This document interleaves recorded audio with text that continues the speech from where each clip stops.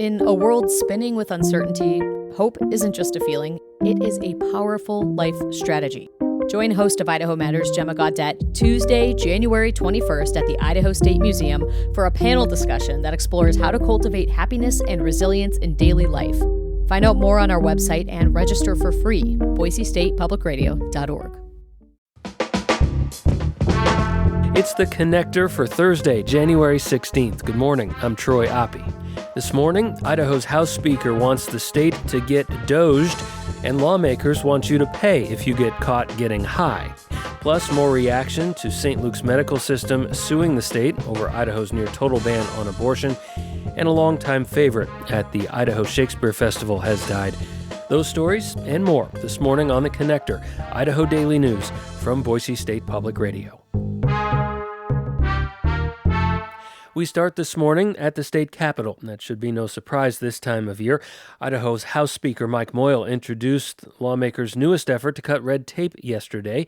As our James Dawson reports, Moyle's bill directs state agencies to cut state laws over the next few months. Speaker Moyle wants agencies to find, quote, outdated and unnecessary language in state code by September 1st. Lawmakers would then look over the sections flagged by bureaucrats and decide to keep or delete them next year. Idaho Code is divided into 27 separate volumes in printed form. Despite that size, Moyle says this fall's deadline won't be overly burdensome on agencies. If you give them too much time, like we all do, we procrastinate. I want to get this done soon, and I think this will help push them to get it done sooner. Over the last several years, state lawmakers have been significantly cutting and rewriting Idaho's administrative rules and regulations. A House committee introduced Moyle's bill unanimously. James Dawson, Boise State Public Radio News. House lawmakers will soon consider adding a minimum fine for anyone caught with small amounts of marijuana. A bill passed by a House committee yesterday would force judges to issue a minimum $300 fine to anyone convicted of possessing less than 3 ounces of pot. The proposal would not change the current maximum fine of $1,000. Republican Representative Dale Hawkins supports the bill. He says it would be a deterrent. If they're not fined $300, my guess would be they're going to go buy another ounce of marijuana, and we're continuing the vicious cycle of drug abuse. 3 Republicans initially voted against the measure, including Representative Heather Scott. The North Idaho Republican pushed for continued judicial discretion. It's really nice and easy to just set up a cookie-cutter sentence and a cookie-cutter consequences, but people don't fit into cookie-cutter situations. But both Scott and Republican Representative Barbara Ehart flipped their votes to support the bill once an attempt to kill it failed.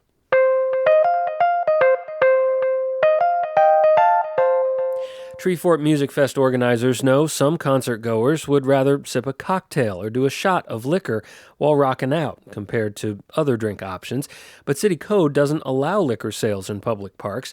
Treefort, along with Pride Festival organizers, asked the city to change the rules.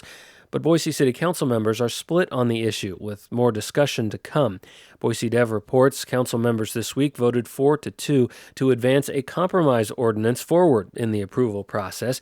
It would allow liquor sales for a 1-year pilot at Julia Davis Park, but exclude Cecil DeAndres Park. That's where Boise Pride has held its annual celebration. The exclusion wasn't targeted at Pride, according to Council President Colin Nash, who told Boise Dev he's concerned about the park's proximity to the state capitol and that Pride is likely outgrowing the space and is exploring larger park options. It's not clear if the proposal will pass, though. Several council members expressed strong concerns over alcohol, public safety, and the discussion process itself. The proposal will come up for a final vote in the coming weeks.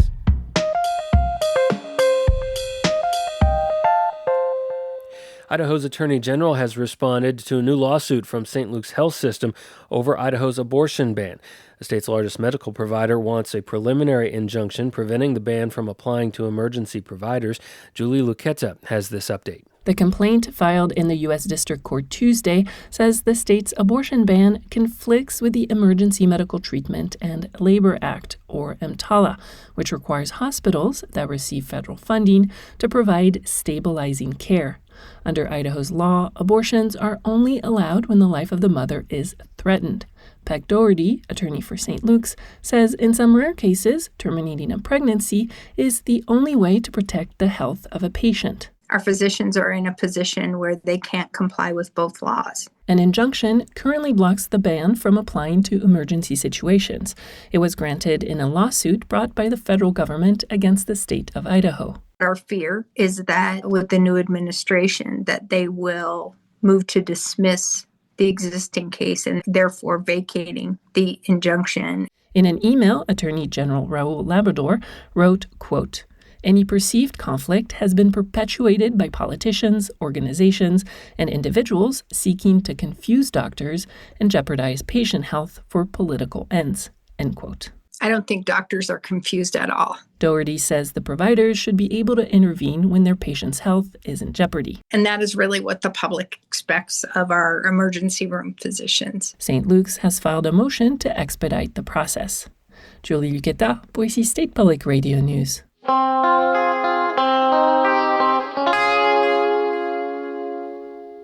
Longtime local actor and educator Tom Willmorth has died.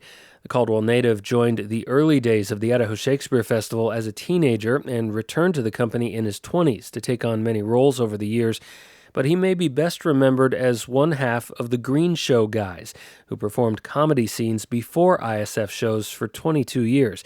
Along the way, the duo grew into the Fool Squad, a local comedy troupe.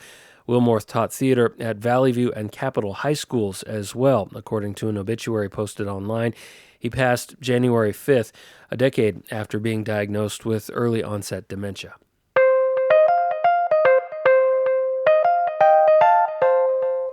Former Boise State quarterback Kellen Moore was again passed over for induction into college football's Hall of Fame. It's the fourth straight year voters have snubbed the Boise State star, who's still the all-time winningest quarterback in college football history. He finished his career 50-3 at Boise State. Voters instead this year enshrined quarterbacks Terry Hanratty of Notre Dame in the 60s, Texas Tech's Graham Harrell, and Michael Vick from Virginia Tech.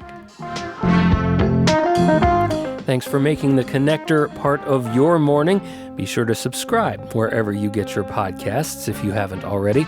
I'm Troy Oppie. Hope you have a great Thursday. Our news director is Sasha Woodruff. Our general manager is Tom Michael. The Connector is a production of Boise State Public Radio News.